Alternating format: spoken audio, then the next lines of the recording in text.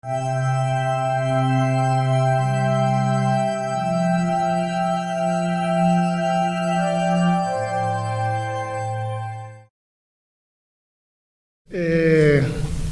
agradezco de nuevo a la organización, en este caso representada esta noche por María Antonia, la invitación y como decíamos ayer, el excelente estado de salud que tiene esta jornada.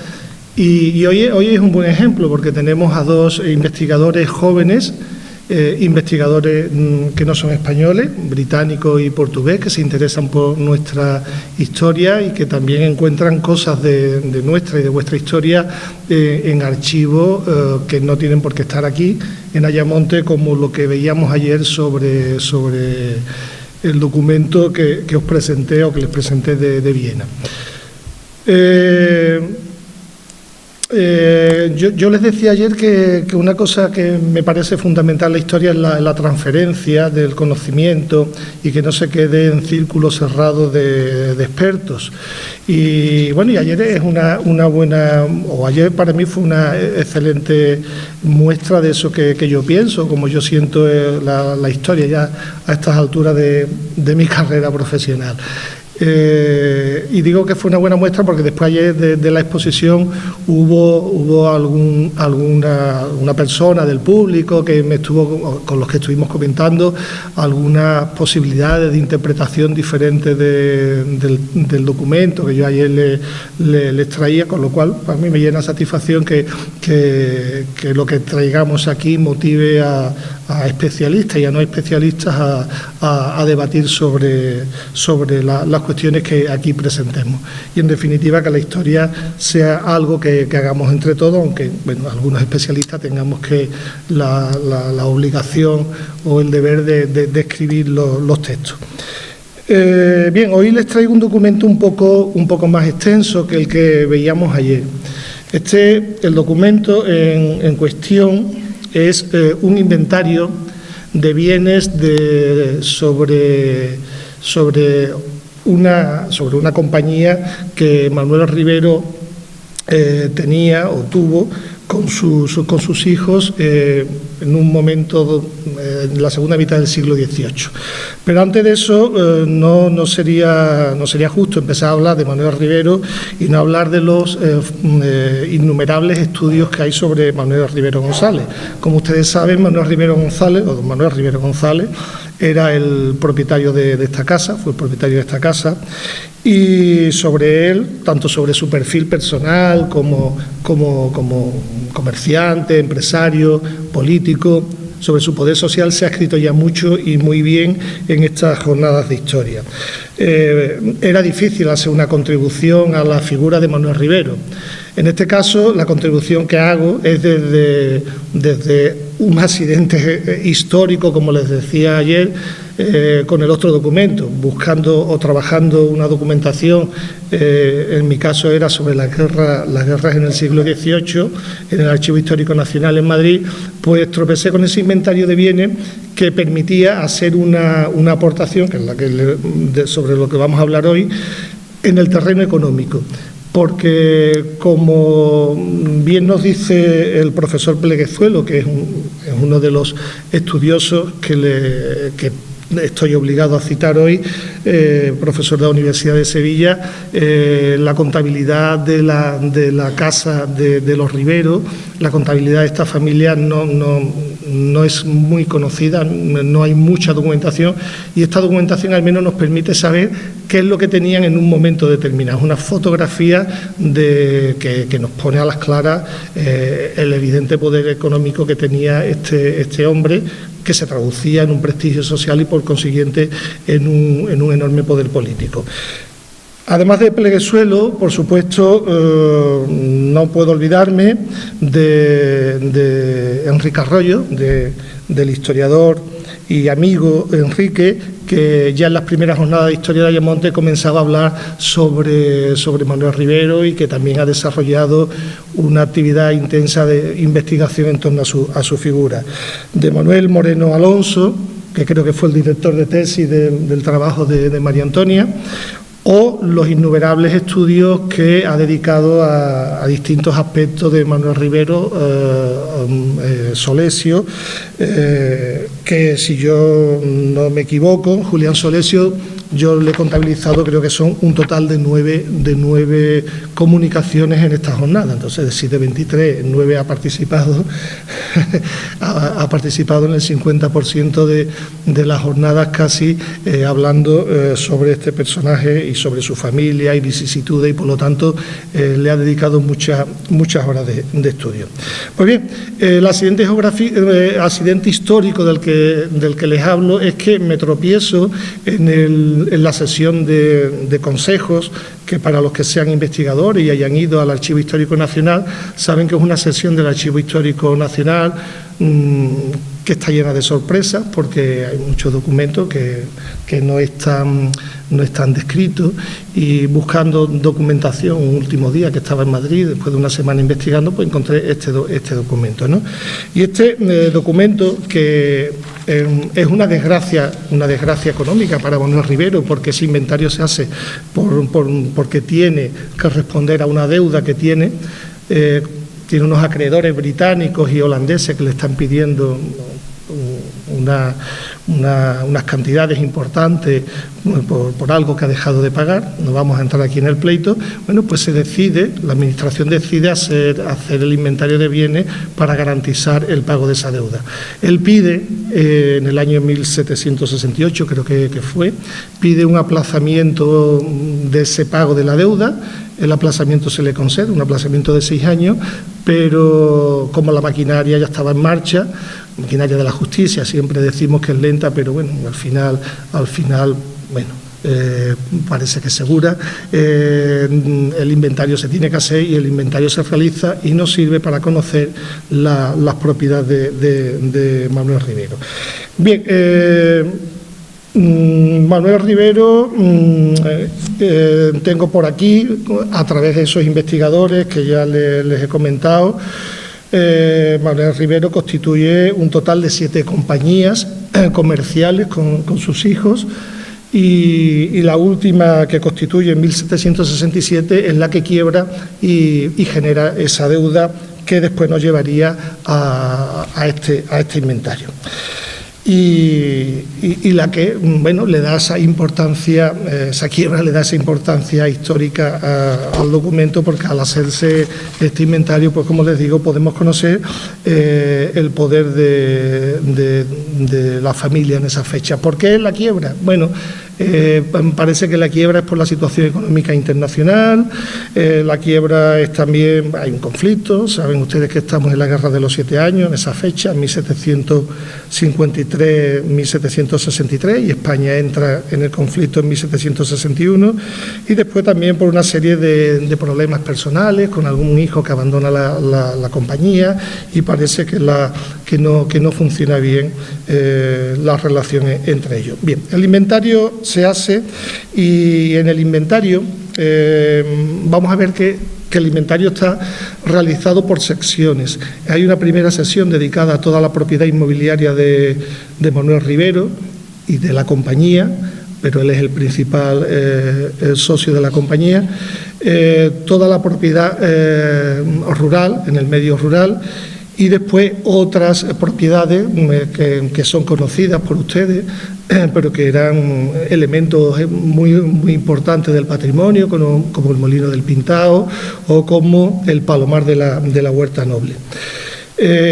Como yo ayer comentaba que me parece interesante que vayamos abriendo nuevas líneas de investigación, y que investigadores jóvenes se vayan dedicando a hacer trabajo, en algún caso duro, pero que puede informarnos mucho sobre el Ayamonte de la Edad Moderna. Y yo creo que aquí hay varios trabajos que todavía quedan pendientes, y que este inventario de bienes de alguna forma nos pone en esa línea de investigación. Vamos a ver primeramente la propiedad inmobiliaria. Pues bien, sería interesante investigar quién eran los propietarios del caserío ayamontino, de la propiedad inmobiliaria ayamontina durante la Edad Moderna. Seguramente el funcionamiento será el mismo que, por ejemplo, en la Sevilla del siglo XVI al XVIII, donde los grandes propietarios fueron en principio la nobleza y la Iglesia, a través de las donaciones que recibían dentro de la mentalidad cristiana. Bueno, pues la gente importante, al morir, pues dejaba siempre una casa, dejaba algo, no solo a parroquias, por ejemplo, a los hospitales que tanto hubo en Sevilla y que estaban todos, o eran todos dependientes de la Iglesia. Pero hay un momento en Sevilla, igual que aquí, probablemente en el siglo XVIII, que es la burguesía la que está entrando a ser propietaria de esa propiedad inmobiliaria. Y Manuel Rivero es un buen ejemplo. Pues bien, digo que eso sería interesante estudiarlo en el caso de Ayamonte. Y respecto a la propiedad rural o rústica, también sería interesante que se hiciera una investigación sobre ella, porque también es un ámbito que no se ha tocado y que, por lo tanto, si hay investigadores jóvenes y con ganas, yo les animo a que lo hagan. Es una investigación dura, porque sería una investigación fundamentalmente que se tendría que hacer a través de los protocolos notariales, de muchas escrituras, y a partir de ahí a veces sacar conclusiones a partir de hacer muchos números, pero son investigaciones que están ahí y que serían, yo creo que seguramente hasta posibles objetivos de tesis doctorales. Pues bien, si el inventario se realiza, como les digo, en 1768, se nombra para realizar el inventario a un personaje que también merece un estudio de detalle en Ayamonte, que es lo hemos nombrado en alguna ocasión por alguna cuestión en la jornada, José Quintana Ceballos. Es un funcionario ejemplar que trabaja para la renta de Salinas, que trabaja en este caso para la Secretaría de Estado, y es un hombre que, por ejemplo, aparte de encargarse de este inventario que nos trae hoy aquí, es un hombre que, por ejemplo, hace todo un diseño de Salinas magnífico que manda a Madrid, con un dibujo fantástico que tuve la suerte de encontrarme en el Archivo General de Simancas.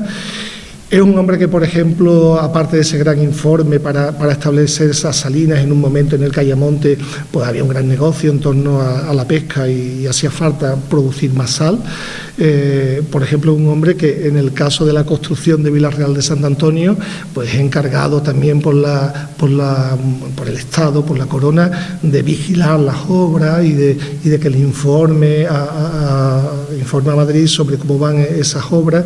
Se encarga con mucho celo de mandar documentos a Madrid y hay informes muy sustanciosos con sus opiniones sobre ese tema. También es un hombre que, por ejemplo, hace un documento con mucho peso científico sobre la forma de incrementar la pesca de la sardina y del atún en el siglo XVIII. Un personaje que merecería un estudio de detalle y de que intentásemos compilar la labor que hizo en aquel momento para el Estado desde Ayamonte. Pues bien, este hombre es el encargado, él va nombrando una serie de apreciadores, y esos apreciadores empiezan el 30 de septiembre de 1768 a analizar, a visitar y a contabilizar las propiedades de Manuel Rivero. Ahí no se ve muy bien. Si abrimos esta tabla, aunque esto lo tendrán en el trabajo con más detalle, ahí eso es una tabla hecha por mí con los datos, como ven, del Archivo Histórico Nacional. El conjunto de propiedades de Manuel Rivero se valoran en ese inventario en 424.000 pesos. Y si observan al principio los edificios, casas y lonjas, con 114.000 es una parte importante de ese patrimonio. Por lo tanto, Manuel Rivero es sin duda uno de los grandes propietarios de Ayamonte, de la propiedad inmobiliaria de Ayamonte. Bien, vamos a ver primeramente ese patrimonio inmueble, tomando como referencia ese mapa que ven, es un mapa aproximado a la fecha del inventario, de 1756, después veremos otro, que es de 1752, son pocos años antes, pero el caserío urbano no ha cambiado mucho. Manuel Rivero tiene 69 inmuebles, 70 inmuebles. Hay un documento de referencia para tomar la importancia, tomarle el pulso a esa propiedad, que es el catastro de Ensenada. Y hay un momento en que en Ayamonte se responde a mediados del siglo XVIII que en Ayamonte había en torno a 800 viviendas. Si había 800 viviendas, este hombre tiene unas 69, 70 viviendas, estamos hablando de controlar cerca del 10% de la propiedad inmobiliaria de Ayamonte. Claro, en el inventario tenemos, lo verán ustedes en la publicación, tenemos los linderos de las casas, una brevísima descripción de los, no solo casas, bodegas, lagares, almacenes, pero no tenemos las dimensiones de las viviendas. Pero arriesgándome, pero sin ningún, en este caso, base científica, porque no tenemos las mediciones de las viviendas, a buen seguro, estas 69 viviendas, este 8, 9, 10% del patrimonio, eran viviendas extensas. Y viviendas, además, como ahora vamos a ver, situadas en lugares estratégicos del Ayamonte económico. Ustedes pueden ver en el mapa que la edificación, el suelo edificado en Ayamonte en el siglo XVIII no es mucho. Está edificado todo el, no sé si no tiene, no hay cursor. Bueno, está edificado aquí a la derecha, verían ustedes el estero de la Ribera. Bueno, pues está desde lo que podemos conocer como la rotonda de los Miguelitos hacia aquí abajo el edificio que ven a la derecha, que sería el baluarte de las Angustias, la iglesia de las Angustias. Entonces, todo eso está edificado porque ahí estaba un puerto, uno de los puertos de Ayamonte, ¿no? Y luego, a la izquierda tendríamos el castillo, que ayer veíamos esa imagen del 18 muy esquemática. Esta es una imagen más técnica. A la izquierda el castillo y en medio la villa, que conecta, como ven por la orilla del río, conecta con la zona de la ribera. La edificación no es mucha, El suelo urbano que se utiliza no es el que hoy estaría eso todo edificado. Pues bien, de ese terreno yo estoy seguro que si conociésemos, casi seguro de que si conociésemos las dimensiones, estaríamos hablando de que si en vez de número de casas hablamos número de metros cuadrados, probablemente ese porcentaje sube, no es un 10% o un 9%, sino que sería mucho mayor. Por lo tanto, su patrimonio inmobiliario, como les digo, era importantísimo. Una calle que está aquí cercana, porque esta era la casa principal, la casa de vivienda de Manuel Rivero, esta calle que va por delante. Solo aquí, si observamos de nuevo no, creo que se la había puesto, sí, lo vamos en la tabla, no quiero ser muy pesado con este tema porque podrán verlos ustedes, ¿no? Ahí aparece en el número 1, era la casa grande, esta que tienen aquí, esa casa de la vivienda de don Manuel, en la calle Lepe, como se denominaba en aquel momento, y ven la cantidad de casas que había en esta zona. Claro, es que esta es una zona que está en ese estero, en una zona privilegiada para el comercio. Para el trato tanto de la pesca como del comercio de otro tipo de producciones, ¿no? Producciones, por ejemplo, del campo. El campo ayamontino exportó muchísimos higos, o algún vino, no dice mucho, porque no tengo número, algún que otro vino, del que Manuel Rivero ahora veremos en sus propiedades rústicas, como es un gran propietario de fincas productoras de vino, de uva, y veremos además el número de cepas de viñas que tenía plantadas. Bien, yo no les voy a cansar con todas estas casas, como les digo, pero ahí las tendrían recogidas todas. Por destacar una, vamos a ver cómo vamos de tiempo. Vamos bien, ¿vale? Por destacar una vivienda, aparte de esta que ustedes ya lo conocen, hay una edificación que es especialmente relevante, y para eso nos volvemos a la presentación y vamos a ver, porque creo que así se van a ubicar ustedes mejor, vamos a ver esta esquina que están viendo aquí a la derecha, sería esta esquina de abajo, ¿vale?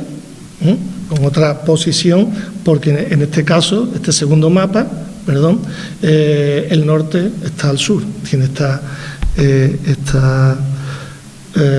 este diseño. Bien, pues toda esa zona que ven ahí, entre esa O que ven ahí, que se llama, conocida como la zona de pescadería, y la I, que creo que era Punta Bandera, por ahí es donde construye un gran proyecto, porque Manuel Rivero es un emprendedor, lo que entenderíamos como emprendedor, o un gran inversor, mejor casi, construye el inmueble que está recogido en el inventario con el número 29. Ese número 29 es lo que hoy está delante del Cine Cardenio y lo que constituía todo ese conjunto de viviendas y almacenes que es una inversión. Él tiene problemas a la hora de empezar a construir, al final consigue las licencias, lo construye y ahí, en el inventario no hay ni una sola casa, ni un solo almacén de los, creo que eran 41 casas, entre casas y almacenes, que hacen ese gran edificio, que no esté alquilada a alguien, o bien a la administración del Estado, o bien al propio Cabildo, a particulares, pero todo le está rentando dinero. Piensen en la importancia de ese edificio rentando los recursos. Bueno, como les digo, no voy a seguir con la propiedad inmobiliaria. Vamos a pasar a ver la propiedad o las propiedades de don Manuel Rivero en el medio rural, que no son menos importantes ni menos valiosas.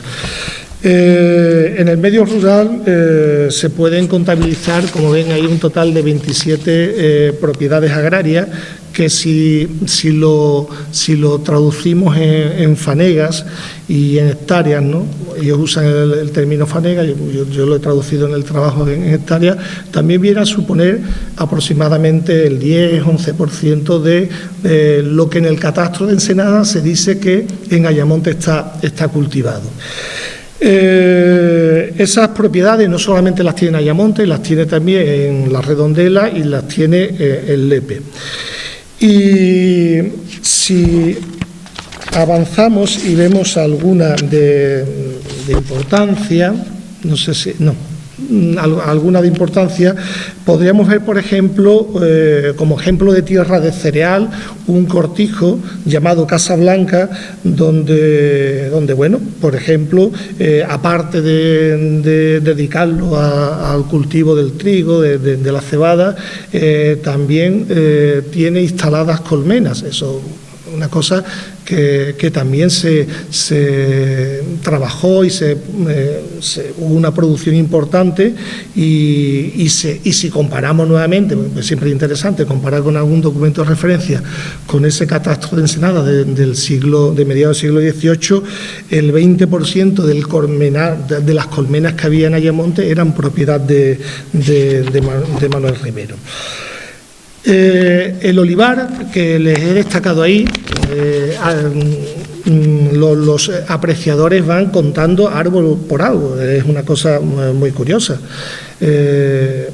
En total, en las distintas haciendas que tuvo dedicadas al olivar, tenía cerca de 9.000 olivos. Bien, si uno se va al catastro de Ensenada, se dice que respecto al olivar, que era una producción que en Ayamonte no había mucho, y tal es así que no había molinos de aceite. Bueno, pues la demostración del carácter emprendedor nuevamente de Manuel Rivero está también en el terreno de olivar. Manuel Rivero, viendo que eso es un buen negocio, planta olivos, además son olivos casi todos productivos, porque también eso se dice en el inventario. Se distingue si los olivos producen, si no producen, si son de primera, segunda o tercera categoría. Todo eso es un detalle extraordinario. Pues construye su propio lagar para moler construye un molino de aceite, porque él produce el aceite, lo transforma, produce la aceituna, la transforma y la exporta. Un ejemplo de finca de olivar importante fue, por ejemplo, la hacienda de María y José, la hacienda conocida como la Estacada Nueva. Bueno, ahí ya les digo, cuando vean el trabajo, ahí podrán ver el número de olivos que tiene cada una de estas haciendas, si hay algún otro tipo de cultivo, etcétera. En el molino de la hacienda de María y José, en la hacienda de María y José construye el molino y lo describe, y ahí habla de que tiene 14 tinajas grandes, más otras 33 tinajas también, va describiendo también las distintas piezas para la molienda, y ese sería el molino al que llevaba todo para después exportarlo. Pero más importante todavía que el tema del olivar, en la contabilidad de Manuel Rivero y en los intereses comerciales de Manuel Rivero y en su visión económica de las posibilidades de esta zona, estuvo el tema del vino, la producción de uva para vino. Con esas más de 250.000 cepas plantadas, contadas, como les digo, una a una en sus haciendas, suponía el control del 70% del terreno dedicado a la producción de vino. Las haciendas ya las verán cuando puedan leer la publicación. Si bien en este caso las haciendas principales las tuvo en la redondela, ¿no? En las tablas, si volvemos a las tablas, ahí tendrían todas estas haciendas también. Las tablas las tendrán publicadas en las actas de la jornada, con el nombre de las distintas haciendas, cortijos, huertas, reciben distintas denominaciones. Y algunos seguro que ustedes los conocen y son todavía términos rústicos o del campo ayamontino que con el sitio del Pilar de Aljaraque, que ustedes seguro que les suenan y los conocen bien.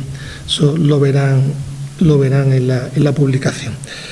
Bien, como ya me queda poco tiempo, voy abreviando. Vamos a volver un momento a la presentación. Bien, ahí simplemente he puesto una imagen que conocen, ¿no? Una imagen, por tenerlo como referencia para la última sección de ese inventario. Hay una última parte del inventario. El inventario tiene cerca de 200 páginas, no se lo he dicho a ustedes, tienen unos 100 folios numerados por delante y por detrás, al final son 200. Hay una última sesión dedicada a esta serie de elementos patrimoniales que forman parte, afortunadamente, tanto el Palomar como el Molino de Marea de San José, que es el Molino del Pintao, forman parte del patrimonio histórico de Ayamonte. Afortunadamente no lo hemos perdido. Y en una última sección aparece el valor de estos elementos patrimoniales y también los patrimonios personales de los hijos. Bien, respecto a estos elementos, decirles que, por ejemplo, ese palomar de la Redondela que está en la Huerta Noble, en el que él hace también una importantísima inversión en árboles frutales. Ya lo verán cuando vean los árboles que hay en esa huerta noble. Ese palomar, saben que está en parte está construido para obtener guano, para obtener abono para esa producción en un terreno que les recomendaron que no era muy bueno, y después pues hemos visto con el tiempo que efectivamente sí era un terreno en el que se podía construir, ¿no? Se podía sembrar y como les digo, frutales de todo tipo. Bueno, pues ese palomar de la Redondela aparece inventariado con un valor importante de unas, tengo por aquí, 5.000 pesos. Se habla de que tenía 64.000 palomeras o nidos para los zuritos. Tiene con el Cabildo, tiene que intervenir porque tiene algunas denuncias ante el Cabildo porque esas palomas están comiendo en los sembrados de alrededor de otros propietarios, y claro, con el poder de Manuel Rivero inmediatamente hay una orden para prohibir matar a las palomas porque la gente las cazaba y no permitía que las palomas estuvieran en sus huertas o en otros predios rústicos de importancia, haciéndole la competencia, ¿no? El molino de marea, por eso está ese escudo de armas de ahí. El molino de marea lo conocen ustedes, el molino de marea de don Manuel Rivero es el molino del Pintao. Ese molino estaba en aquel momento valorado en unos 46 o 47.000 pesos, porque es algo que está produciendo mucho. Es algo que, o es un elemento, y aquí hay gente que ha estudiado esa temática, está moliendo pues muchísima harina. Saben que es el más grande de la provincia de Huelva y uno de los de mayores también dimensiones por el número de piedras de moler que tenía de Andalucía, del Golfo de Cádiz, de la zona atlántica, donde este tipo de ingenio hidráulico se construyó. Ese molino de marea, como les digo, está valorado en esa cantidad, y en el inventario pues se describe también qué había dentro de ese molino, el número de piedras, etcétera, ¿no? Se valoran las bodegas y se valoran los patrimonios personales de los hijos. De las embarcaciones de Manuel Rivero solo se valoran unos cuantos embarcaciones menores y un barco grande, Nuestra Señora del Carmen, aunque tenía más barcos que podrían haber aumentado el inventario. No sé por qué no se hace, si es que esos barcos en esos momentos no están aquí y no son inventariados por los apreciadores. Y uno de los hijos, concretamente creo que era aquí Manuel, el hijo Manuel, fue un propietario inmobiliario más modesto. Los demás también aportaban a la compañía una propiedad inmobiliaria importante, por aquí la tendrán cuando lo puedan leer, pero era, por ejemplo, o aportaba a la compañía el mayor número de cabezas de ganado de Ayamonte, según ese catastro de Ensenada, o si lo volvemos a poner en relación con el catastro de Ensenada, por ejemplo, en ganado lanar, que el catastro dice que había 2.060 cabezas, pues resulta que este hombre controla el 60% de ese ganado lanar, o sea que también controla la ganadería ayamontina. En definitiva, en suma, propiedades inmobiliarias, propiedades en el medio rural, agropecuarias, propiedades industriales o artesanales avanzadas como esta, convierten a Manuel Rivero, a su compañía, a sus hijos, en un referente de la economía ayamontina, y por lo tanto, conociendo esa potencia económica a través de este inventario, no tenemos duda sobre el prestigio social que alcanza y el poder político que alcanza. y que en definitiva era algo que él también quería alcanzar. No en balde él logra esa hidalguía, y ese escudo que tienen ahí, que protegieron la Asociación de Molinos de Marea de Ayamonte, protegieron del vandalismo cuando se estaban haciendo las obras de restauración de molinos y luego se volvió a poner allí. Bueno, pues es un escudo de armas con ese yelmo y las plumas, que es símbolo de esa hidalguía, que era en el fondo el gran éxito del burgués, que desgraciadamente se hizo en España, del burgués que al final acababa comportándose como el noble, ¿no? Tenía propiedades, tenía tierra y entonces era alguien, ¿no? Nada más y muchas gracias por todo.